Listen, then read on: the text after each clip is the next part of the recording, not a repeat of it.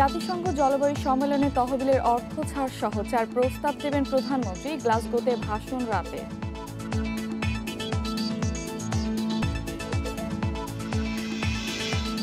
বর্তমান হারে বৈশ্বিক তাপমাত্রা বাড়তে থাকলে ক্ষতিগ্রস্ত হবে বাংলাদেশের অর্ধেক, বিশেষজ্ঞদের শঙ্কা।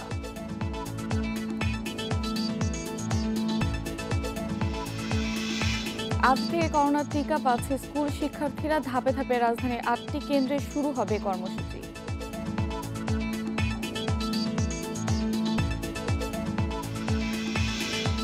কিছু এমপি মন্ত্রীর উস্কানির কারণে ইউপি নির্বাচনে বিদ্রোহী প্রার্থী বাড়ছে, মত আওয়ামী লীগ নেতাদের।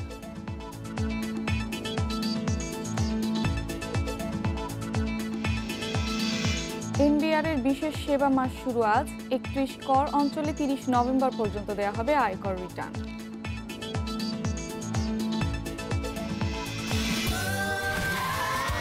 Saudi Extreme. Enjoy smooth speed. স্বাগত ইন্ডিপেন্ডেন্ট সংবাদে, সঙ্গে আছে আমি ফারহানা আলম এবং আমি সাফাত বিন ফরিদ। জানাচ্ছিলাম প্রধান শিরোনামগুলো, এবারে বিস্তারিত। জলবায়ু ঝুঁকিতে থাকা দেশগুলোর জন্য জরুরি তহবিল নিয়ে এগিয়ে আসতে বিশ্ব নেতাদের প্রতি আহ্বান জানিয়েছেন প্রধানমন্ত্রী শেখ হাসিনা। নিউজউইকে লেখা এক নিবন্ধে অর্থ ছাড়েও গুরুত্ব দিয়েছেন তিনি। জলবায়ু সম্মেলনে যোগ দিতে তিনি এখন আছেন স্কটল্যান্ডে। রাতে শীর্ষ সম্মেলন বক্তব্যে 4টি সুনির্দিষ্ট প্রস্তাব তুলে ধরবেন শেখ হাসিনা।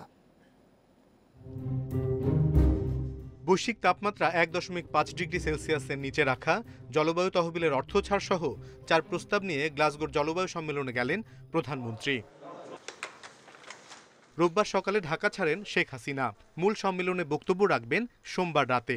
দ্বিপাক্ষিক বৈঠকে বসবেন শ্রীলঙ্কার রাষ্ট্রপতি, ব্রিটিশ প্রধানমন্ত্রী ও অস্ট্রেলিয়ার প্রধানমন্ত্রীর সঙ্গে। যোগ দেবেন উইমেন অ্যান্ড ক্লাইমেট চেঞ্জ শীর্ষক আলোচনা সভা ও কমনওয়েলথ সংবর্ধনা অনুষ্ঠানে। এ সম্মেলনে মাননীয় প্রধানমন্ত্রীর সভাপতিত্বে সিবিএফ COP 26 লিডার্স ডায়ালগ অনুষ্ঠিত হবে। তো যৌথ বোথ COP 26 এবং সিবিএফ এর যৌথ উদ্যোগে হবে। জলবায়ু প্রশ্নে মার্কিন সাময়িকী নিউজউইকে গ্লোবাল সেন্টার অন অ্যাডাপ্টেশনের প্রধান নির্বাহী প্যাট্রিক ভার্কুইজেনের সঙ্গে যৌথভাবে একটি নিবন্ধও লিখেছেন প্রধানমন্ত্রী শেখ হাসিনা। তাতে বাংলাদেশ সহ ঝুঁকিতে থাকা দেশগুলোর জন্য জলবায়ু তহবিলে $100 বিলিয়ন প্রয়োজনীয়তা তুলে ধরে দ্রুত অর্থ ছাড়ে জোর দিয়েছেন তিনি।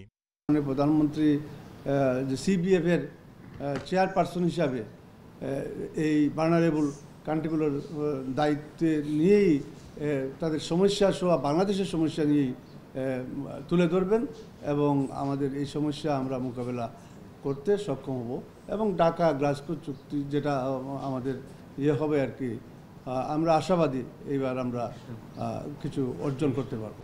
স্কটল্যান্ড থেকে 3রা নভেম্বর লন্ডন, 9 নভেম্বর ফ্রান্সে যাবেন শেখ হাসিনা। লন্ডনে বাংলাদেশ ইনভেস্টমেন্ট সামিট, প্যারিসে ফরাসি প্রধানমন্ত্রী ও রাষ্ট্রপতির সঙ্গে হবে তার বৈঠক। 13 নভেম্বর রওনা হয়ে 14 নভেম্বর দেশে ফেরার কথা রয়েছে প্রধানমন্ত্রীর। অনিমেষ কর, ইন্ডিপেন্ডেন্ট নিউজ, ঢাকা। জলবায়ু পরিবর্তনে ক্ষতিগ্রস্তদের তালিকায় শীর্ষে বাংলাদেশ। সমুদ্র পৃষ্ঠের উচ্চতা বৃদ্ধির পাশাপাশি লবণাক্ততার সমস্যা, বন্যা, ঘূর্ণিঝড়ের মতো প্রাকৃতিক দুর্যোগে দিন দিন তীব্র হচ্ছে। বৈশ্বিক তাপমাত্রা এভাবেই বাড়তে থাকলে দেশের 50% এলাকা ক্ষতিগ্রস্ত হবে বলে শঙ্কা সিপিআরডির প্রধান নির্বাহীর। সাতক্ষীরার প্রতাপনগরে চোখে পড়বে ভাসমান এই মসজিদ। বন্যা, ঘূর্ণিঝড়ের মতো প্রাকৃতিক দুর্যোগে গ্রামের সব মসজিদ ক্ষতিগ্রস্ত হওয়ায় এ ব্যবস্থা। বছরের পর বছর বন্যা, জলোচ্ছ্বাসে বিপন্ন উপকূলীয় এলাকার মানুষ। নদী ভাঙনের ঝুঁকিতে থাকারা জানেন না আগামীতে পরিবার পরিজন সহ কোথায় দাঁড়াবেন। আগে এখানে 2000 ঊর্ধ্বে মানুষ ছিলাম, এখন 350 থেকে 400 মানুষ আছি। এরপরে যে আমরা কোথায় যাব এবং ছেলেপিলে কোথায় যাবে আর আমাদের ভাগ্যে কি আছে কি না আছে আমরা কিছু বলতে পারি না। জলবায়ু পরিবর্তনের কড়া মাশুল গুনতে হচ্ছে বাংলাদেশকে। দিন দিন তীব্র রূপ নিচ্ছে ঘূর্ণিঝড়, জলোচ্ছ্বাস। উত্তরাঞ্চলে খরা আর দক্ষিণে বাড়ছে লবণাক্ততা। চাষ অযোগ্য হচ্ছে আবাদি জমি, ভিটেমাটি ছেড়ে শহরমুখী হচ্ছে মানুষ। আমরা চাষ করি, কৃষি মানুষ, কাজকাম করি, কোনো ধান চানও ভালো মতন ঠিক মতন হয় না। আর না হওয়ার কারণে আমাদের অভাব দেখা দিচ্ছে। দিন দিন মনে করেন প্রচুর ভাবে কষ্ট পাই। আজকে চাল নাই, আজকে মনে করো খাবার দেয়, আজ অক্তই বাদ, এইভাবে মনে করো আমাদের কষ্ট পরিশ্রমের কারণে আমরা ঢাকায় চলে আসি।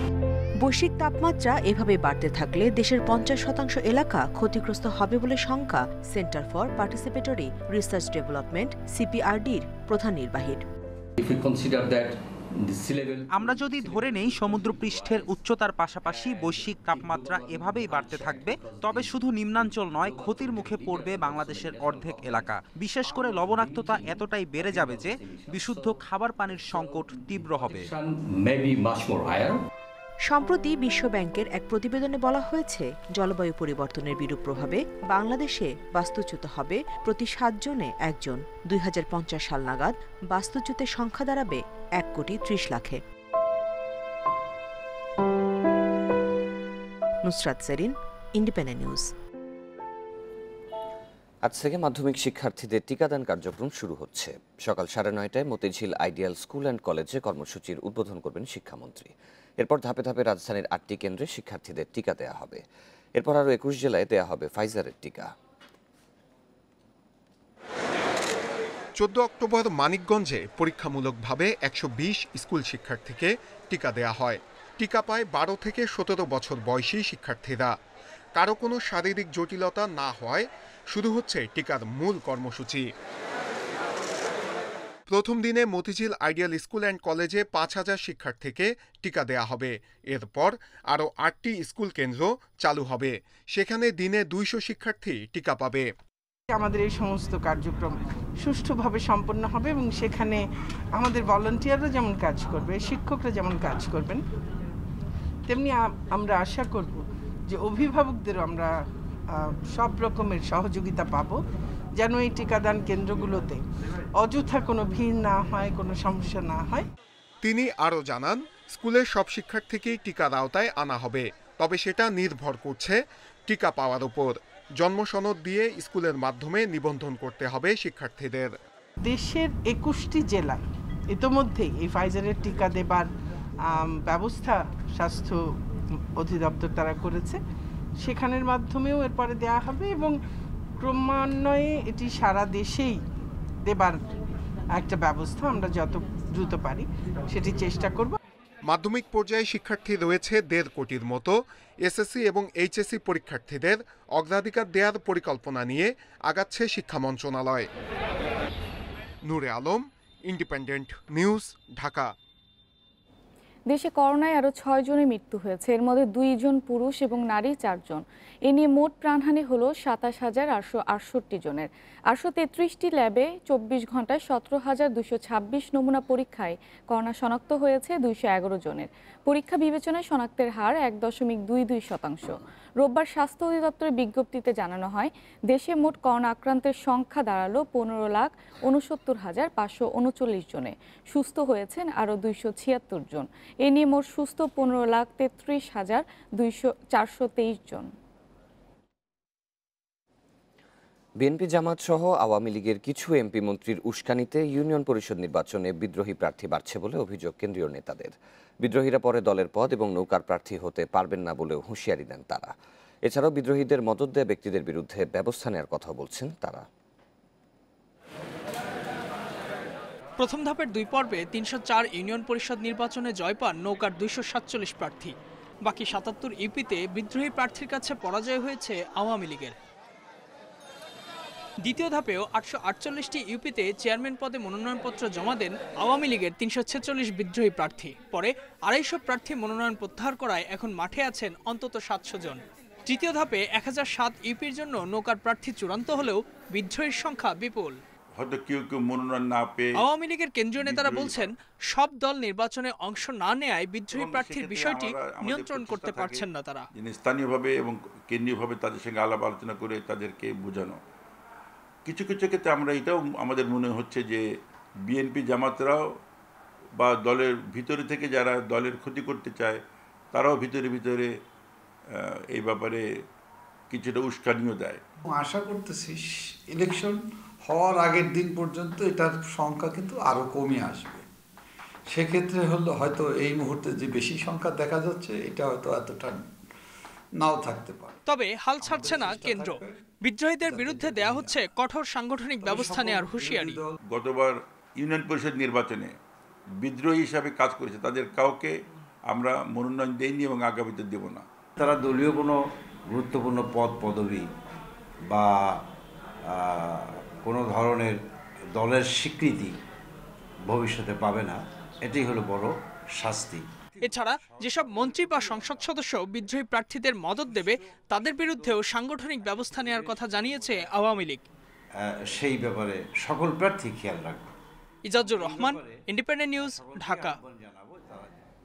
আয়কর রিটার্ন জমা নিতে আজ থেকে শুরু হচ্ছে জাতীয় রাজস্ব বোর্ড এনবিআর এর বিশেষ সেবা মাস। আজ থেকে 30 নভেম্বর পর্যন্ত 31টি কর অঞ্চলের 649 সার্কেলে নিরবচ্ছিন্নভাবে জমা দেওয়া হবে রিটার্ন। করোনা সংক্রমণের ঝুঁকি থাকায় গত বছরের মতো এবারও কেন্দ্রীয়ভাবে আয়কর মেলা না করার সিদ্ধান্ত নেয় এনবিআর।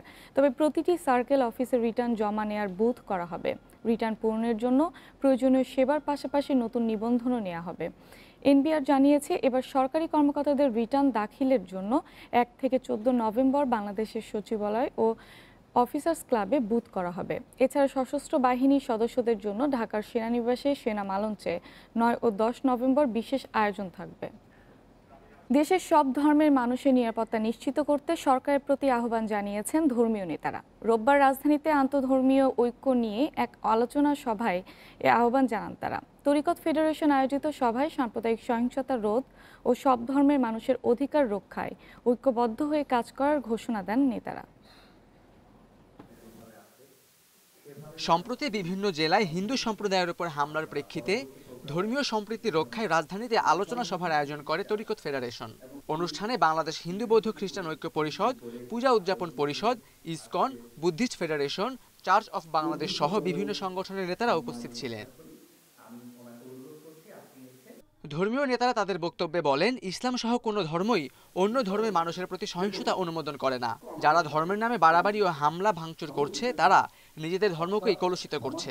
যদি আমরা সবাই সংঘবদ্ধ থাকি এবং একসঙ্গে থাকি তাহলে আমরা যে কোনো সমস্যাকে আমরা মোকাবেলা করতে পারবো, আমার বিশ্বাস। সবাই মুক্তিযুদ্ধে অংশগ্রহণ করেছিল, হিন্দু, বৌদ্ধ, মুসলিম, খ্রিস্টান, এখানে উপজাতি, ক্ষুদ্র নির্দিষ্ট সকল সম্প্রদায়ের মানুষ একটা অসাম্প্রদায়িক বাংলাদেশ বিনির্মাণের জন্য। এটাতে সৃষ্টিকর্তা সুখী হন না, সৃষ্টিকর্তাকে আমরা খুব কষ্ট দিই, তিনি দুঃখিত হন। আর এই সত্যটা যদি আমরা উপলব্ধি করি তাহলে আমাদেরও দুঃখিত হওয়া উচিত। বক্তারা বলেন, বাংলাদেশের হাজার বছরের সাম্প্রদায়িক সম্প্রীতির ঐতিহ্য রয়েছে। এই সম্প্রীতি বজায় রাখতে সব ধর্মের মানুষকে একত্রিত হয়ে কাজ করার আহ্বান জানান। আমি মাজারে যাই, আমি মন্দিরে যাই, আমি গির্জায় যাই, আমি প্যাগোডায় যাই। আমি মনে করি ঈশ্বর সব মানুষের ভিতর বিরাজমান। বিশ্বজুড়ে এই শান্তির বার্তা আমরা যেন সকলে পৌঁছা দেয়। আজকের এই ঐক্য আগামী দিনের শান্তি সমৃদ্ধির জন্য মাননীয় প্রধানমন্ত্রী বঙ্গবন্ধু শেখ হাসিনা আপনাকে সহযোগিতা করার জন্য, একই সাথে সাথে লড়াই করবো আমরা আমাদের বাঁচার জন্য। এদিকে সাম্প্রদায়িক সম্প্রীতি রক্ষার আহ্বান জানিয়ে এফডিসির সামনে মানববন্ধন করেছেন চলচ্চিত্র শিল্পী ও সংশ্লিষ্টরা। সাম্প্রতিক হামলার ঘটনায় জড়িতদের বিচারের দাবি করেন তারা। Khaled Raihan, independent news, Dhaka. স্বাস্থ্য মন্ত্রণালয়ের 17টি নথি সহ ফাইল গায়েবের ঘটনা তদন্তে 6 কর্মচারীকে সিআইডি কার্যালয়ে নিয়ে জিজ্ঞাসাবাদ করা হয়েছে। এর আগে রোববার ঘটনাস্থল থেকে আলামত সংগ্রহ করে ক্রাইম সিন ইউনিট। এদিকে নথি খোয়া যাওয়ার ঘটনা তদন্তে 4 সদস্যের কমিটি গঠন করেছে মন্ত্রণালয়। সচিবালয়ের স্বাস্থ্য মন্ত্রণালয়ের শিক্ষা বিভাগের একটি কক্ষে 17টি নথি ক্যাবিনেটে রাখা হয়েছিল বুধবার। তবে বৃহস্পতিবার সেগুলো না পাওয়ায় শাহবাগ থানায় জিডি করে মন্ত্রণালয়। পরে ঘটনাস্থলে যায় সিআইডির ক্রাইম সিন ইউনিট। নথি চুরির তদন্তে জিজ্ঞাসাবাদও করছেন গোয়েন্দারা। ক্রয় ও সংগ্রহ শাখা 2-এর কম্পিউটার অপারেটর জোসেফ সর্দার ও আয়শা সিদ্দিকা সহ 6 জনকে নেওয়া হয় সিআইডি কার্যালয়ে। সিআইডির পুলিশ সুপার কামরুজ্জামান জানান, তদন্ত শেষ হলেই এ নিয়ে বিস্তারিত জানানো হবে। আমরা ছায়া তদন্তের অংশ হিসাবে একটু জিজ্ঞাসাবাদ করতে আসছি, জিজ্ঞাসাবাদ করব, তদন্ত যেটা কি তদন্তের একটা অংশ করব। পরবর্তীতে হয়তো আমরা আপনাদের আরো 12 ডিটেলস বলতে পারবো। এর আগে আয়শা জানান, এর আগেও সেই কক্ষ থেকে নথি হারিয়েছে। ডাক ফাইল ক্যাবিনেটে রাখছে, তো তখন দেখে যে আপনার ফাইল যে কটা ছিল সবই ছিল 17টা।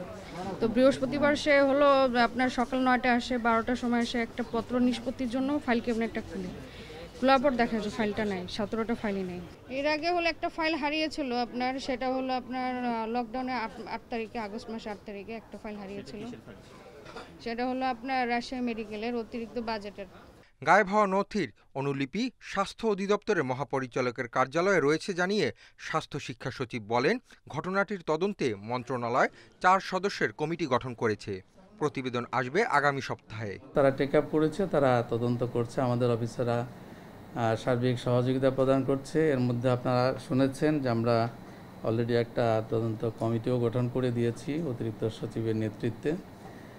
সেই কমিটিও তারা কাজ শুরু করেছে।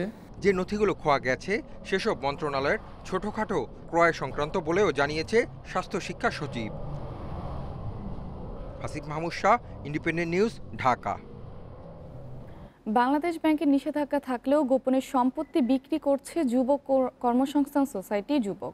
পুলিশের খাতায় পলাতক যুবকের কর্মকর্তারা এর আগে 3 লাখ গ্রাহকের অন্তত 2,500 কোটি টাকা আত্মসাৎ করে। গোপনে সম্পত্তি হাত বদল করায় ক্ষতিপূরণ পাওয়ার অনিশ্চয়তার মুখে পড়েছে গ্রাহকেরা। গৃহশিক্ষক বিমল চন্দ্র তিল তিল করে জমানো 25 লাখ টাকা বিনিয়োগ করেন যুবক হাউজিংয়ে। জীবনের সব সঞ্চয় হারিয়ে এখন দিশেহারা তিনি। মেয়ে এইচএসসি পরীক্ষা দিবে, ছেলে ক্লাস 9-এ পড়ে, ওদের টিউশন ফি দিতে পারি না, ওদের ভাত খাওয়াতে পারি না, ডাল ভাতও খাওয়াতে পারি না, মানে অনাহারে অর্ধাহারে জীবনযাপন করছি। বংশী নদীর পাড়েই যুবক হাউজিং, শত শত একর জমি নিয়ে 2টি হাউজিং প্রতিষ্ঠিত করে যুবক সোসাইটি। অনিয়ম দুর্নীতির পর এসব সম্পত্তি বিক্রিতে নিষেধাজ্ঞা দেয় বাংলাদেশ ব্যাংক, কিন্তু তা উপেক্ষা করে গোপনে সম্পত্তি বিক্রি করছে প্রতিষ্ঠানটি। পুরোটাকে যুবকে বিক্রি করতেছে। এটা যুবকে বিক্রি করবেন না, যুবকের কিছু লোক আছে তারা বিক্রি করে। অভিযোগ ওঠে রফিকুল ইসলাম নামের স্থানীয় এক প্রভাবশালীর মাধ্যমে জমি বিক্রি করছে যুবক। তো যুবকের জায়গায় রফিকের দায়িত্ব, রফিকে বেচছে আর কি, যুবকের দায়িত্ব দিছে, তবে অভিযোগ অস্বীকার করেছেন রফিকুল। তার দাবি, যুবক হাউজিং এর কর্তা ব্যক্তিরাই বিক্রি করছে সম্পত্তি। কারো জমি কিন্তু বিক্রি করতে পারবো না, আমি যুবকের কোনো ডাইরেক্টরও না, এমডি কোনো দায়িত্বই নাই, তাহলে এর তো আমার কোনো ভূমিকাই নাই। এলাকা হিসেবে বলছে যে রফিক ভাই আছে, রফিক ভাই আওয়ামী লীগের একজন আছে, তার দলীয় কাজে লাগবে। যুবক হাউজিং এর মতো অর্ধশতাধিক প্রকল্পের তালিকা আছে ইন্ডিপেন্ডেন্ট নিউজের কাছে। যেসব সম্পত্তি একে একে গোপনে বিক্রি করছে যুবক। রাজধানীর রহমত মঞ্জিল পল্টনের 3তলা বাড়িটিতে যুবকের কার্যালয় ছিল। কয়েক মাস আগে সেটিও বিক্রি হয়ে গেছে। যারা কিনেছে তারা বলছে সেটি যুবকের নয়, কিন্তু সাব রেজিস্ট্রার অফিসে কথা বলে দেখা যায় সেটির মালিকানা যুবকের। এই দলিলটি আমি আমার রেকর্ডের বালাম বইয়ের সাথে এই দলিলটির তুলনা করে এই দলিলটি যথাযথ এবং সঠিক হিসেবেই মনে করছি। এদিকে যুবকের কর্তা ব্যক্তিরা পলাতক থেকে যেমন গোপনে সম্পত্তি বিক্রি করছে, অন্যদিকে পল্টনের বিকে টাওয়ার সহ যুবকের অনেক সম্পদ চলে যাচ্ছে প্রভাবশালীদের দখলে। যুবকের সম্পত্তি বেহাতের বিষয়টি স্বীকার করেছেন খোদ বাণিজ্য মন্ত্রী। তাদের প্রপার্টি কিন্তু আছে, এবং একটা বড় ব্যাপার বলেছিলাম সেই সময়ও, এই প্রপার্টিগুলো অনেকটাই দেখা যাচ্ছে যে বেদখল হয়ে আছে, কেউ সুবিধা নিচ্ছে, কেউ ভাড়া তুলে খাচ্ছে। তো সেইটাকে নিয়ে আসার জন্য এই পুরো ব্যাপারটাই কিন্তু আদালতের কাছে আছে। যুবকের সম্পত্তি সরকারের তদারকি এনে ক্ষতিগ্রস্তদের টাকা সহজেই ফেরত দেওয়া সম্ভব বলে মনে করছে সংশ্লিষ্টরা। তাদের বিরুদ্ধে কোনো সরকারি অ্যাকশন না হওয়ার কারণে টাকাগুলো বিভিন্ন জায়গায় বেহাত হয়ে রইতেছে, এবং এই বেহাত যাতে না হয় আমরা এটার সুস্থ সমাধান চাই। যুবকের কাছে 3 লাখ গ্রাহক পাবেন 2,500 কোটি টাকা। ক্ষতিগ্রস্ত জনকল্যাণ সোসাইটির হিসেবে সংস্থাটির সম্পত্তি রয়েছে 10,000 কোটি টাকা। Mohammad Omar Faruk, Independent news, Dhaka. 30 নভেম্বরের মধ্যে ঢাকা ও চট্টগ্রামের সব cable TV network system digitalised করতে হবে বলে জানিয়েছেন তথ্য ও সম্প্রচার মন্ত্রী ডক্টর হাসান মাহমুদ। রোববার সচিবালয়ে মতবিনিময় সভা শেষে কথা বলেন তিনি। এ সময়ের মধ্যে সেট টপ বক্স না বসালে ঢাকা ও চট্টগ্রামের গ্রাহকরা টেলিভিশন দেখতে সমস্যায় পড়বেন বলেও জানান তথ্যমন্ত্রী। রোববার সচিবালয়ে টেলিভিশন মালিকদের সংগঠন অ্যাডকো এবং কেবল অপারেটরস অ্যাসোসিয়েশনের সাথে মতবিনিময় করেন তথ্য ও সম্প্রচার মন্ত্রী ডক্টর হাসান মাহমুদ। পরে সাংবাদিকদের কাছে তথ্যমন্ত্রী বলেন, সিদ্ধান্ত হয়েছে 30 নভেম্বরের মধ্যে ঢাকা ও চট্টগ্রাম নগরে কেবল লাইন ডিজিটাল করার। এক্ষেত্রে প্রত্যেক গ্রাহককে সেট টপ বক্স বসাতে হবে। মন্ত্রী জানান, সেট টপ বক্সের দাম 1200 থেকে 1500 টাকা, 12 থেকে 30 কিস্তিতে গ্রাহকদের কাছ থেকে টাকা নিতে বলা হয়েছে। প্রত্যেক গ্রাহককে ডিজিটাল সেট টপ বক্স বসাতে হবে। সেটি যদি ইতিমধ্যে না বসে তাহলে 30শে নভেম্বরের পর টেলিভিশন দেখার ক্ষেত্রে ব্যত্যয় হবে। তথ্যমন্ত্রী আরও জানান, ডিসেম্বরের মধ্যে বিভাগীয় শহর ও পুরাতন শহরগুলোতে কেবল লাইন ডিজিটাল করা হবে। ডিজিটাল না হওয়ায় সরকার প্রতি মাসে প্রায় 150 কোটি টাকা রাজস্ব হারাচ্ছে বলে জানান তিনি। এটি করলে পরে সবার জন্যই সুবিধা, গ্রাহকরা আরও ভালোভাবে টেলিভিশন দেখতে পাবেন। এখন অনেক সময় যে টেলিভিশনে অনেক সময় হেজি হয় বা নানা ধরনের অসুবিধা হয়, সেগুলো থাকবে না। দ্বিতীয়ত, এই ডিজিটাল না হওয়ার কারণে সরকার প্রতি মাসে 125 থেকে 150 কোটি টাকার মতো ভ্যাট, যেটি সরকার ট্যাক্স পেত, সেটি হারাচ্ছে। এছাড়া ওটিটি প্ল্যাটফর্মগুলোর জন্য খসড়া তৈরি হয়েছে বলেও জানান তথ্যমন্ত্রী। ধন্যবাদ জানাই যে আপনারা। Hasib Mahmud Shah, independent news, Dhaka. বহু চিঠি চালাচালির পরও ঢাকা শাহজালাল আন্তর্জাতিক বিমানবন্দরের রপ্তানি কার্গো ভিলেজে কাজ করতে পারছেন না কাস্টমস কর্মকর্তারা। নির্মাণাধীন তৃতীয় টার্মিনালেও রাখা হয়নি নিরাপত্তা যন্ত্র বসানোর পর্যাপ্ত জায়গা। ফলে শুল্ক ফাঁকি, অর্থ পাচার, চোরাচালান সহ নানা অপরাধের ঝুঁকি দেখছেন কাস্টমস কর্মকর্তারা। আইন অনুযায়ী বিমানবন্দরে অর্থ পাচার, শুল্ক ফাঁকি, নিষিদ্ধ পণ্যের আমদানি রপ্তানি ঠেকানোর দায়িত্ব এনবিআরের কাস্টম বিভাগের। তাই বন্দর কর্তৃপক্ষের পাশাপাশি এখানে দায়িত্ব পালন করে কাস্টম হাউস ও শুল্ক গোয়েন্দা অধিদপ্তর।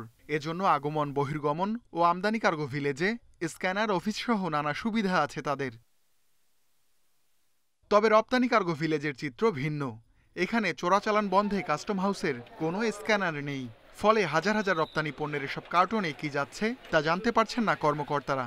যদিও সিভিল এভিয়েশন কর্তৃপক্ষের একটি বড় স্ক্যানার রয়েছে, কিন্তু এর নিয়ন্ত্রণ কক্ষে কাস্টমস কর্মকর্তাদের ঢুকতে দেয়া হয় না। এ বিষয়ে সিভিল এভিয়েশনকে বহুবার চিঠি দিয়েও সুরাহা হয়নি। সিভিল এভিয়েশন অথরিটি তারাও সরকারি কর্তৃপক্ষ, আমরাও সরকারি কর্তৃপক্ষ। আমাদের উদ্দেশ্য এক, আমাদের সবার উদ্দেশ্য এক, জাতীয় স্বার্থ সংরক্ষণ করা।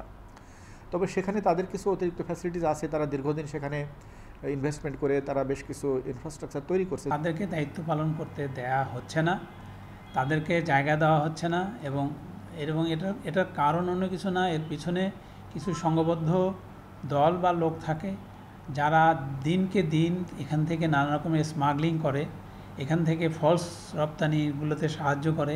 শাহজালালে 2,30,000 বর্গমিটার এলাকায় নির্মাণ হচ্ছে নতুন টার্মিনাল।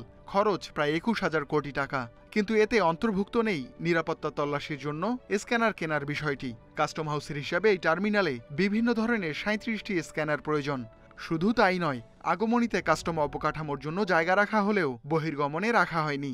অ্যান্টি স্মাগলিং এর করার জন্য আমরা ওখানে মেশিন বসাইতে হবে, আমাদের এগুলোর কোনো সুযোগ নেই। এই জন্য আমরা বলছি যে এগুলোতে এই ফ্যাসিলিটিগুলো এনশিওর করতে হবে। এ বিষয়ে যোগাযোগ করা হলেও বক্তব্য দেননি সিভিল এভিয়েশন কর্মকর্তারা। Ruhul Amin, independent news, Dhaka. লক্ষ্মীপুরে বেড়েছে ডায়রিয়া ও নিউমোনিয়া রোগীর সংখ্যা। আক্রান্তদের মধ্যে শিশুর সংখ্যাই বেশি। চিকিৎসকেরা বলছেন আবহাওয়া পরিবর্তনের কারণে বেড়েছে এই ধরনের রোগের প্রকোপ। তবে আতঙ্কিত না হয়ে সতর্ক থাকার পরামর্শ দিচ্ছেন তারা। কিছুদিন ধরেই এমন ভিড় লক্ষ্মীপুর সদর হাসপাতালের বহির্বিভাগে। হাসপাতালে আসা রোগীর একটা বড় অংশই শিশু। দৈনিক গড়ে ডায়রিয়া ও নিউমোনিয়া আক্রান্ত অন্তত 500 শিশু চিকিৎসা নিচ্ছে। শিশু ওয়ার্ডেও বেড়েছে ভর্তি রোগীর সংখ্যা। দৈনিক গড়ে ভর্তি হচ্ছে কমপক্ষে 35 জন। 15 বেডের বিপরীতে রোগী থাকছে 150-রও বেশি। প্রতি বেডে 3 শিশুকে রাখার পরও অনেককে থাকতে হচ্ছে বারান্দায়। সিট পাইতেছি না, চিকিৎসা পাইতেছি না, তাদের কোনো সহজ দিয়ে পাইতেছি না। 5-10 গুণ রোগী হচ্ছে, রোগী ফ্লোরিং করতেছে। আসলে আমরা অনেক কষ্ট পাইতেছি। পর্যাপ্ত লোকবল না থাকায় সেবা দিতে হিমশিম খেতে হচ্ছে চিকিৎসকদের। হিমশিম তো খাচ্ছি, মানে অনেক বেশি খাচ্ছি। এখন যেহেতু শীতের প্রকোপটা বেশি, আমাদের 4 বেলার ইনজেকশন অনেক বেড়ে যাচ্ছে, আর সাথে নেবুলাইজ করা। চিকিৎসকেরা বলছেন আবহাওয়া পরিবর্তনের কারণে শিশুদের ডায়রিয়া ও নিউমোনিয়া বাড়ছে। এই অবস্থায় সতর্ক থাকার বিকল্প দেখছেন না তারা। ডায়রিয়া কিন্তু মারাত্মক ডিহাইড্রেশন নাই, তাদেরকে আমরা বাসায় যদি স্যালাইন জিঙ্ক খাওয়াই তাহলে চিকিৎসা সম্ভব, আতঙ্কিত কোনো কারণ নাই। এবং যাদের ক্ষেত্রে এই সময় একটু বাচ্চাদেরকে একটু সতর্ক রাখা দরকার আছে। মাঠ পর্যায়ে দেখাশোনা করে তাদের দিয়ে আমরা এগুলো মনিটর করছি এবং যাতে করে মারা তাদের বাচ্চাদেরকে সঠিকভাবে রাখে, ঠান্ডা গরম না লাগায় বা তাদের পরিচর্যা ভালোভাবে করে। কেবল সদর হাসপাতাল নয়, শিশু রোগী বেড়েছে কমলনগর, রামগতি, রায়পুর ও রামগঞ্জ উপজেলা স্বাস্থ্য কমপ্লেক্সেও। Independent news desk. আরো জানাতে লক্ষ্মীপুর থেকে আমাদের সাথে যোগ দিচ্ছেন সহকর্মী আব্বাস হোসেন। আব্বাস, শিশুদের নিউমোনিয়া থেকে বাঁচাতে কি ধরনের সতর্কতার পরামর্শ দিচ্ছেন চিকিৎসকরা?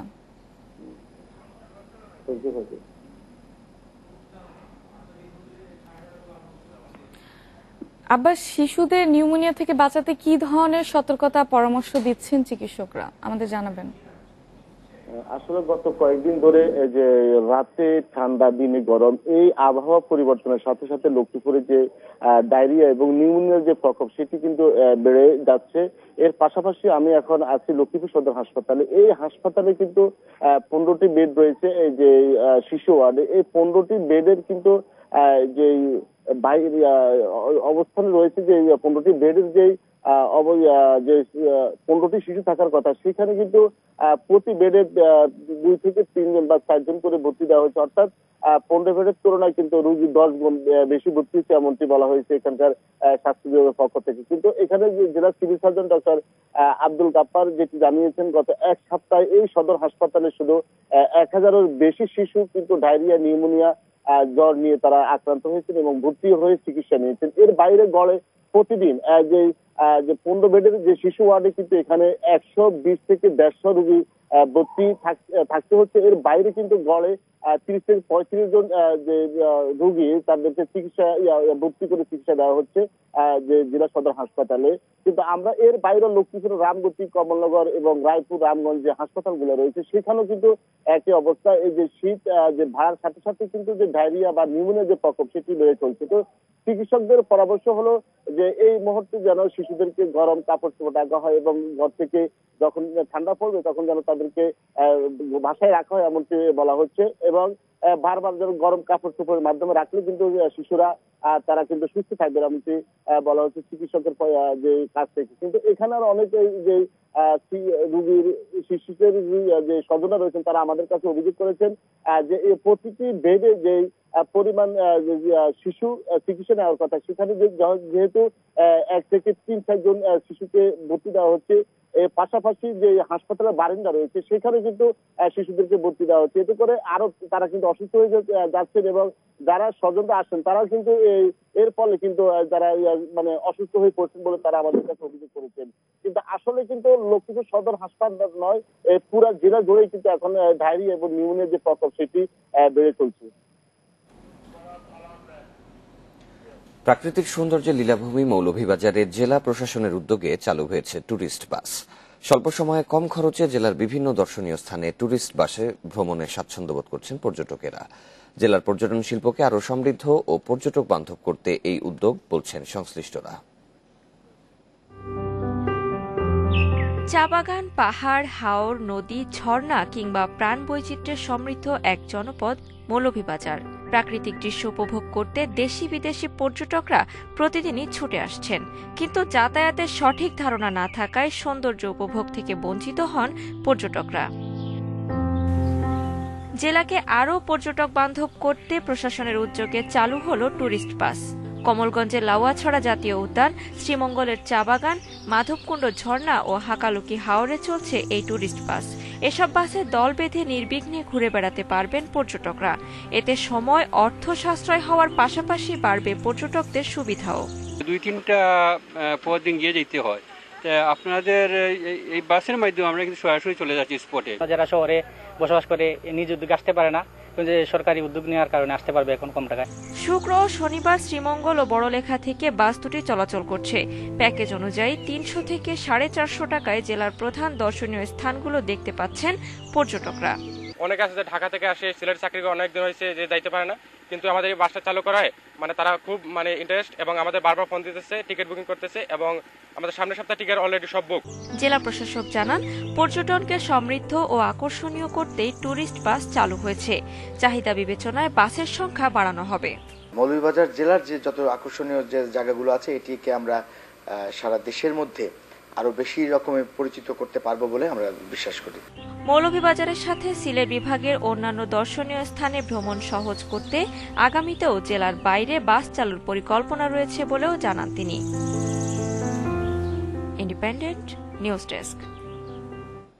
ট্যুরিস্ট বাস চালুর বিষয়ে আরো জানাতে এবার মৌলভীবাজার থেকে যোগ দিচ্ছেন সহকর্মী তুহিনুর রশিদ। তুহিনুর, ট্যুরিস্ট বাস চালুর ফলে কি কি সুবিধা পাচ্ছেন পর্যটকেরা? ভবিষ্যতে কি এর আওতা বাড়ানোর কোনো পরিকল্পনা রয়েছে? হ্যাঁ, দেখুন, আপনি জানেন মৌলভীবাজার একটি পর্যটন সমৃদ্ধ জেলা। এখানকার যেসব দর্শনীয় স্থান রয়েছে এইসব দর্শনীয় স্থানের জন্য এই টুরিস্ট বাসটি চালু হয়েছে। অর্থাৎ এখানে যারা মৌলভীবাজারে ঘুরতে আসেন কিংবা মৌলভীবাজার স্থানীয়রা রয়েছেন তারা একটি উপজেলা থেকে অন্য উপজেলার দূরত্ব আসলে প্রকারভেদে এখানে আমরা দেখেছি 90 কিলোমিটার কিংবা 80 কিলোমিটার হয়ে থাকে। অর্থাৎ এই যে দূরত্ব, এই দূরত্বটুকু যারা দর্শনার্থী আছেন তারা যাতে সহজে যাতায়াত করতে পারেন এবং এই পর্যটন স্পটগুলিতে যাতে তারা সহজে দেখতে পারেন সেই বিষয়টিকে মাথায় রেখে জেলা প্রশাসনের একটি ইনোভেশন আইডিয়া বলা চলে। অর্থাৎ জেলা প্রশাসক মিন আহিদ হাসান তিনি তার উদ্যোগেই মূলত এই টুরিস্ট বাসগুলো চালু করেছেন। আসলে এই দুটি টুরিস্ট বাস জেলার যে শ্রীমঙ্গল এবং বড়লেখা থেকে এই দুটি স্থান থেকেই মূলত শুক্র এবং শনিবার চলাচল করছে। অর্থাৎ বড়লেখা থেকে যে বাসটি ছেড়ে আসে সেটি শ্রীমঙ্গলের দর্শনীয় স্থানগুলো ঘুরে দেখায়, আবার অন্যদিকে শ্রীমঙ্গল থেকে যে বাসটি ছেড়ে যায় সেটি আসলে বড়লেখার যেসব স্থান রয়েছে অর্থাৎ হাওর কিংবা মাধবকুণ্ড ঝর্ণা কিংবা রাজনগরের চা বাগান এইসব বিষয়গুলো তারা নিয়ে ঘুরছেন। তো আমি আসলে এখানে টুরিস্ট বাসে যারা ঘুরছেন তাদের সাথে আসলে কথা বলেছিলাম। তারা যেটি বলছেন যে এই যে জেলা প্রশাসনের একটি উদ্যোগ, এই উদ্যোগকে তারা সাধুবাদ জানিয়েছেন এবং এখানে দর্শনার্থী যারা ঘুরতে আসছেন তারা বলছেন এটি খুবই তাদের জন্য সুবিধা হয়েছে। কারণ তারা এর আগে শ্রীমঙ্গলে যারা ঘুরতে আসতেন তারা অনেক সময় বড়লেখায় কিংবা হাকালুকি হাওরে ঘুরতে পারতেন না বা এখানে যাতায়াতটা তাদের জন্য একটা ভোগান্তি হয়ে যেত কিংবা বিভিন্ন বিড়ম্বনায় পড়তে হতো। এই বিষয়টিকে আসলে সহজ করার জন্য সহজ হয়েছে তাদের জন্য এবং তারা ঘুরতে পারছেন নির্বিঘ্নেই। এবং গত 14 অক্টোবর থেকে এটি আসলে চালু হয়েছে মৌলভীবাজারে এই টুরিস্ট বাসগুলি এবং আমরা দেখেছি যে নির্বিঘ্নেই আসলে পর্যটকরা তারা ঘুরছেন, যার ফলে এটি একটি সুবিধা হয়েছে। আমি জেলা প্রশাসক মিন আহিদ হাসানের সাথে বিষয় নিয়ে কথা বলেছিলাম। তিনি আমাকে বলছেন তারা আসলে খুব ভালো সাড়া পেয়েছেন এবং তারা এখানে তাদের সাথে আসলে যোগাযোগ করা হচ্ছে যে আরো যাতে টুরিস্ট বাসগুলির সার্ভিসটা চালু করা হয় এবং আরো বাড়ানো হয় সেই বিষয়টি। তিনি বলছেন যে তারা যেভাবে সাড়া পেয়েছেন এবং যারা দর্শনার্থী আসেন তারা বলছেন যে তিনি বলছেন যে যেভাবে এখানে তারা সাড়া পেয়েছেন এটিকে আসলে তারা আগামীতে হয়তো এখন সপ্তাহে 2 দিন আছে, আগামীতে তারা হয়তো আরো বেশি করে আরো তার সপ্তাহে 3 দিন 4 দিন হয়তো তারা বাড়াতে পারেন বলেও তিনি আমাদেরকে জানিয়েছেন।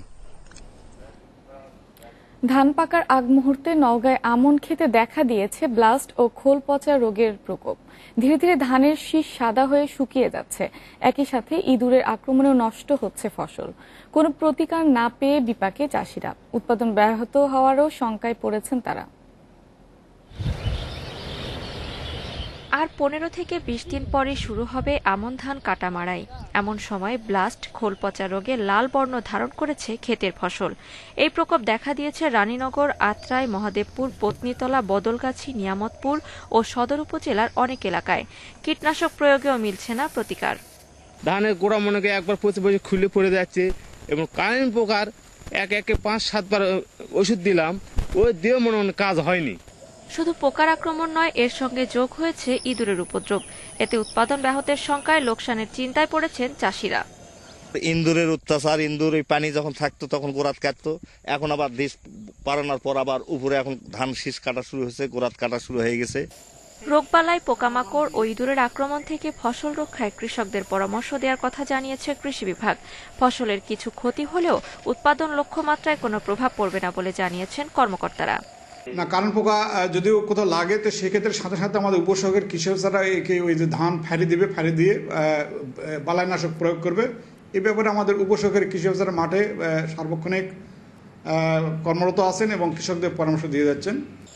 ইরি বোরো ধানের ভালো দাম পাওয়ায় এবার লক্ষ্যমাত্রার চেয়ে 6,500 হেক্টর বেড়ে 1,97,100 হেক্টর জমিতে আমনের আবাদ হয়েছে।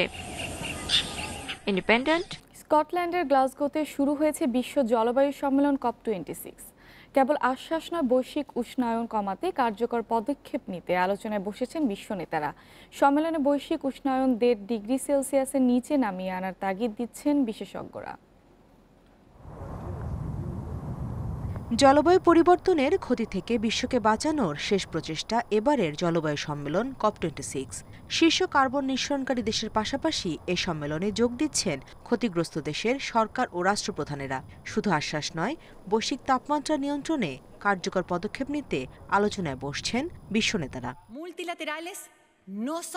বৈশ্বিক উষ্ণায়ন 1.5 ডিগ্রি সেলসিয়াসের নিচে নামিয়ে আনার লক্ষ্য অর্জন কঠিন হলেও সকলের সম্মিলিত প্রচেষ্টায় তা অর্জন করা সম্ভব বলে মন্তব্য করেছেন জলবায়ু সম্মেলনের president Alok Sharma. The rapidly changing climate is sounding an alarm to the world to step up. যে গতিতে জলবায়ু পরিবর্তন হচ্ছে তা বিশ্বের জন্য নিঃসন্দেহে বিপদ সংকেত। জলবায়ু পরিবর্তনের প্রভাব মোকাবেলায় এখনই কার্যকর পদক্ষেপ নিতে হবে। সেই সাথে এর ক্ষত পুষিয়ে উঠতেও দরকার সময়োপযোগী সিদ্ধান্ত। বিশ্বকে বাঁচাতে তাপমাত্রা বৃদ্ধি 1.5 ডিগ্রি সেলসিয়াসের মধ্যে রাখার বিকল্প নেই। এবারের সম্মেলন কাঙ্ক্ষিত লক্ষ্য অর্জনের শেষ সুযোগ। এদিকে এবারের প্রচেষ্টা ব্যর্থ হলে তা ভবিষ্যৎ প্রজন্মের জন্য ক্ষতি ডেকে আনবে বলে সতর্ক করেছেন আয়োজক দেশ যুক্তরাজ্যের প্রধানমন্ত্রী Boris Johnson. That if Glasgow fails, then the whole thing fails. বিভিন্ন দেশের সরকার ও রাষ্ট্রপ্রধানদের পাশাপাশি 13 দিনের এই সম্মেলনে থাকছেন পরিবেশবাদীরাও। জলবায়ু পরিবর্তনের ক্ষতি মোকাবিলায় কার্যকর পদক্ষেপের দাবিতে বিক্ষোভ কর্মসূচির পরিকল্পনা করছেন গ্রেটা থানবার্গ সহ প্রায় 25,000 মানুষ। এর আগে 2015 সালে জলবায়ু সম্মেলনে বৈশ্বিক উষ্ণতা 2 ডিগ্রি সেলসিয়াসের নিচে রাখতে একমত হয়েছিলেন বিশ্বনেতারা। প্যারিস চুক্তির অঙ্গীকার অনুযায়ী 2050 সালের মধ্যে শূন্যের কোটায় নামিয়ে আনতে হবে কার্বন নিঃসরণ। তবে তা বাস্তবায়নে নেওয়া হচ্ছে না কার্যকর কোনো পদক্ষেপ। Nusrat serene, independent News. এদিকে বৈশ্বিক তাপমাত্রা বৃদ্ধির হার 1.5 ডিগ্রি সেলসিয়াসের মধ্যে রাখতে সম্মত হয়েছেন G20 জোটের নেতারা। ইটালিতে অনুষ্ঠিত 2 দিনের সম্মেলনে এই সিদ্ধান্ত জানান তারা। এ সময় এখনই কার্যকর পদক্ষেপ না নিলে ভবিষ্যতে আফসোস করতে হবে বলে সতর্ক করেন ইটালির প্রধানমন্ত্রী। বিশ্ব জলবায়ু সম্মেলনের ঠিক আগ মুহূর্তে অনুষ্ঠিত এবারের G20 সম্মেলনের মূল আলোচ্য বিষয় ছিল জলবায়ু সংকট। এক খসড়ায় বৈশ্বিক তাপমাত্রা বৃদ্ধি 1.5 ডিগ্রি সেলসিয়াসের মধ্যে রাখার প্রতিশ্রুতিও ব্যক্ত করেন নেতারা। সম্মেলনে জলবায়ু পরিবর্তনের প্রভাব মোকাবিলায় দরিদ্র দেশগুলোকে সহায়তার বিষয়েও আলোচনা করেন G20 জোটের নেতারা। এ সময় বিশ্ব অর্থনীতি পুনরুদ্ধার ও করোনা মোকাবিলায় জোর দেওয়া হয়। তবে সুনির্দিষ্ট কোনো প্রতিশ্রুতি দেননি বিশ্ব নেতারা। বিশ্বে মোট গ্রিনহাউস গ্যাস নির্গমনের 3/4 জন্য দায়ী এই জোটের সদস্য দেশগুলো। জাপানের একটি ট্রেনে এক ব্যক্তির ছুরিকাঘাতে অন্তত 17 যাত্রী আহত হয়েছে। আহতদের মধ্যে একজনের অবস্থা আশঙ্কাজনক। রোববার টোকিওর একটি কমিউটার ট্রেনে এ হামলা হয় বলে জানিয়েছে পুলিশ। যাত্রীদের ছুরিকাঘাত করার পর চলমান ট্রেনে তেল সদৃশ্য তরল ঢেলে আগুন ধরিয়ে দেয় হামলাকারী। ঘটনাস্থল থেকে তাকে আটক করেছে টোকিও পুলিশ। তাৎক্ষণিকভাবে হামলাকারীর উদ্দেশ্য সম্পর্কে জানা যায়নি। এ বিষয়ে তদন্ত চলছে। 2 মাসের মধ্যে টোকিওতে ট্রেনে দ্বিতীয়বার ছুরিকাঘাতের ঘটনা ঘটল। এর আগে গত আগস্টে টোকিওর একটি কমিউটার ট্রেনে এক ব্যক্তির ছুরিকাঘাতে 10 যাত্রী আহত হয়। যুক্তরাষ্ট্রে 12 থেকে 17 বছর বয়সীদের জন্য মডার্না টিকা ব্যবহারের অনুমোদন পেতে আরও কিছু সময় লাগবে। রোববার এক বিবৃতিতে মডার্না জানিয়েছে টিকাটির সম্পূর্ণ মূল্যায়ন হলেই অনুমোদন দেবে যুক্তরাষ্ট্রের ওষুধ প্রশাসন FDA। এদিকে বিশ্বে করোনা একদিনে মারা গেছে 4,557 জন, নতুন করে শনাক্ত 3,25,000-এরও বেশি রোগী। এ নিয়ে বিশ্বে মোট প্রাণহানি ছাড়িয়েছে 50,14,000, মোট আক্রান্ত 24,74,00,000-এর বেশি। একদিনে সর্বোচ্চ 1,158 জনের মৃত্যু হয়েছে রাশিয়ায়। 24 ঘন্টায় সর্বোচ্চ 40,993 জন শনাক্ত হয়েছে রাশিয়াতে। এক সপ্তাহে দেশটিতে সংক্রমণ বেড়েছে 8%, প্রাণহানি বেড়েছে 9 ভাগ। এদিকে 3 মাস পর যুক্তরাষ্ট্রে একদিনে মৃত্যু হয়েছে 160 জনের। এর আগে জুলাইয়ে দেশটিতে একদিনে 187 জন মারা যান। সাকিবের শূন্যতা, সোহানের ফিটনেস শঙ্কায় বিপাকে বাংলাদেশ দল। কন্ডিশন বুঝিয়ে একাদশ সাজানোই কঠিন ম্যানেজমেন্টের জন্য। টানা হারে বিপর্যস্ত দলকে এখন ঘুরে দাঁড়ানোর সাহস খুঁজতে হবে। সেখানে সেরা দল না পাওয়ায় কাজটা আরও কঠিন মাহমুদুল্লাহ মুশফিকদের জন্য। এমনিতেই হ্যাট্রিক হারে বিপর্যস্ত বাংলাদেশ। সাকিবের ছিটকে যাওয়া, খারাপ সময় বড় ধাক্কা। সেরা অস্ত্রকে হারিয়ে এখন কম্বিনেশন দাঁড় করানোই দায় ম্যানেজমেন্টের। ইনজুরিতে সাইফুদ্দিন আগেই ফিরে গেছেন। সাকিবের শূন্যতায় টাইগার স্কোয়াড এখন 14 জনের। সোহানও ফিট নন, তাহলে দাঁড়াচ্ছে 13 জন। এখান থেকেই একাদশ নির্বাচন করতে হবে। সাইড বেঞ্চে বসে থাকা শামীম পাটোয়ারি আর রুবেলই তো অপশন। অলরাউন্ডার কোটায় শামীমের একাদশে ঢোকার সম্ভাবনা জোরালো। বাকি দলগুলোর বেশিরভাগ রিজার্ভ লিস্ট বড় করেছে। বিসিবির অবস্থান ছিল উল্টো। শুরুতে আমিনুল বিপ্লবকে পাঠিয়ে দিয়ে 16 জন ছিলেন বিশ্বকাপ মিশনে। এখন সাকিব সোহানের চোটে কি এক অবস্থা। ভুলে ভরা বিশ্বকাপে সমালোচনার শেষ নেই। ক্রিকেটাররা আছেন মহাচাপে। তার ওপর চোটের হানা দলকে আরও বিপদে ফেলেছে। এই অবস্থায় সাউথ আফ্রিকা, অস্ট্রেলিয়ার মতো দলের চ্যালেঞ্জে সাহস রাখাই তো কঠিন। Abidur Rahman, independent news. বিশ্বকাপে ছন্দে নেই মুস্তাফিজুর রহমান। কাটার মাস্টার প্রভাব ফেলতে না পারায় ম্যাচও হারতে হচ্ছে বাংলাদেশকে। আরব আমিরাতের সুবিধাজনক কন্ডিশন পেয়েও কাটার স্লোয়ারে অনুজ্জ্বল ফিজ। অস্ট্রেলিয়া সাউথ আফ্রিকার সাথে বাকি 2 ম্যাচে সফল হতে এই বাঁহাতি সেরাটা দরকার টাইগারদের। লেগ স্ট্যাম্পে পায়ের কাছে ফুলটস, হালকা ফ্লিকে হোল্ডারের ছক্কা। পরেরটা ছিল স্লটে, ওটাও বাউন্ডারি ছাড়া। শেষ বলও একই জায়গায়, পোলার্ডের পাওয়ার হিটিংয়ে একই পরিণতি। 19 রানের ওই ওভারে মুস্তাফিজ অপ্রিয় হয়েছেন সমর্থকদের কাছে, অথচ তার স্থান হবার কথা সবার ওপরে। আমিরাতের কন্ডিশনে তাকেই তো ধরা হয়েছিল টাইগারদের ট্রাম্প কার্ড। ইনিংসের শুরু, মাঝে কিংবা স্লগ ওভার সবখানেই ফিট মুস্তাফিজ। সেটা এই বিশ্বকাপে খাটেনি এক্কেবারে। লাইন লেন্থের অবস্থা বেগতিক মনে হয়েছে, সঙ্গে কাটার স্লোয়ারও সহজেই পার করেছে প্রতিপক্ষ। পাপুয়া নিউগিনির পর মূল পর্বে শ্রীলঙ্কা ইংল্যান্ড ম্যাচে উইকেট পাননি। উইন্ডিজের সাথে জোড়া শিকারের প্রভাব শেষ হয়ে যায় খরচে শেষ ওভারে। সব মিলিয়ে বিশ্বকাপ মিশনে সাদামাটা কাটার মাস্টার। 10 ছক্কা হজমে লজ্জার রেকর্ডও গড়েছেন এরই মধ্যে। বোলিং বিশ্লেষণে যাওয়া যাক। স্লগ ওভারে ফিজের ভোগান্তি চরমে। বাংলাদেশও ভুগেছে। যে 3 ম্যাচে 4 ওভার কোটা পূর্ণ করেছেন, সেখানে পরের 2 ওভারে মুস্তাফিজের গড় ইকোনমি 12.5, অথচ প্রথম 2 ওভারে সব মিলিয়ে সেটা 17 নিচে। হ্যাট্রিক হারে ভেঙেছে সেমি স্বপ্ন। এখন মান বাঁচানোই দায়। সাউথ আফ্রিকা, অস্ট্রেলিয়া শক্ত প্রতিপক্ষ। ওদের সাথে ভালো কিছু করতে মুস্তাফিজের জ্বলে ওঠা জরুরি। ফিজ পারবেন কি?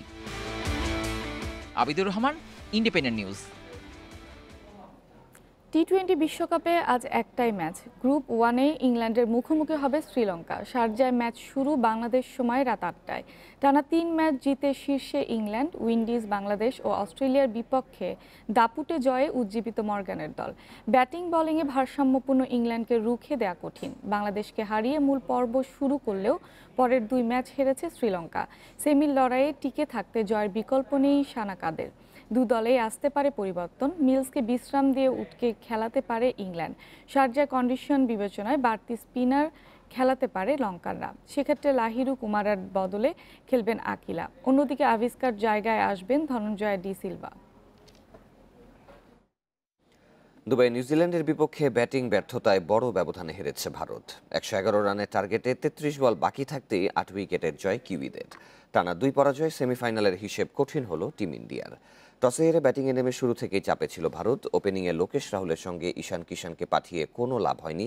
তৃতীয় ওভারেই ফেরেন কিষান। জীবন পেয়ে সুযোগ কাজে লাগাতে পারেননি রোহিত শর্মা। রাহুল রোহিতের পর কোহলি, পান্টরাও হতাশ করেছেন। নিয়মিত উইকেট হারিয়ে মন্থর হয়েছে রানের গতি। শেষ দিকে হার্দিক পান্ডিয়া 23 আর রবীন্দ্র জাদেজা 26 রানে 100 পার করে ভারত। বোল্টের শিকার 3 উইকেট। ছোট টার্গেটে গাপটিল মিচেলের উদ্বোধনী জুটিতে আসে 24 রান, 20 করে আউট হন গাপটিল। মিচেলের 49 আর উইলিয়ামসনের অপরাজিত 33 রানে সহজেই জয়ের লক্ষ্যে পৌঁছায় ব্ল্যাক ক্যাপস। মৃতদের জন্য রয়েছে উৎসবের আয়োজন। লাতিন আমেরিকা জুড়ে বর্ণাঢ্য নানা আয়োজনের মধ্যে পালিত হয় এই ডে অব দ্য ডেড। কবরে শায়িত প্রিয়জনকে স্মরণের এই উৎসবের প্রস্তুতি চলছে পুরোদমে। 31 অক্টোবর থেকে 2 নভেম্বর পর্যন্ত চলবে এবারের উৎসব।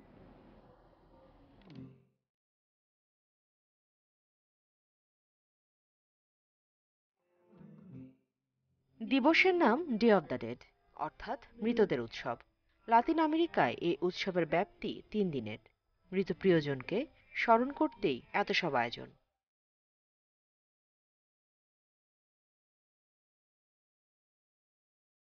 দিবসের ধারণা হলো উৎসবের দিনগুলোতে মৃত স্বজনদের কাছে যাওয়া যায়। কবরে বসে স্বজনের সঙ্গেই ভাগাভাগি করে নেওয়া যায় সবকিছু। এবছর ডে অব দ্য ডেড উৎসবে করোনায় প্রাণ হারানো স্বজনদের স্মরণ করছেন মেক্সিকোর মানুষ। মেক্সিকো সিটির 63টি স্থানে মৃতদের স্মরণের আয়োজন করেছে নগর কর্তৃপক্ষ। করোনা মহামারী আমাদের অনেক কাছের মানুষকে ছিনিয়ে নিয়েছে। অনেকেই আছেন যারা শেষ সময় স্বজনের পাশেও থাকতে পারেননি। তাদের কথা বিবেচনা করেই এই আয়োজন। মৃত্যুকে ভয় নয়, বরং জীবনকে আরো সুন্দর করে উপভোগ করার বার্তা নিয়ে আসে এই উৎসব।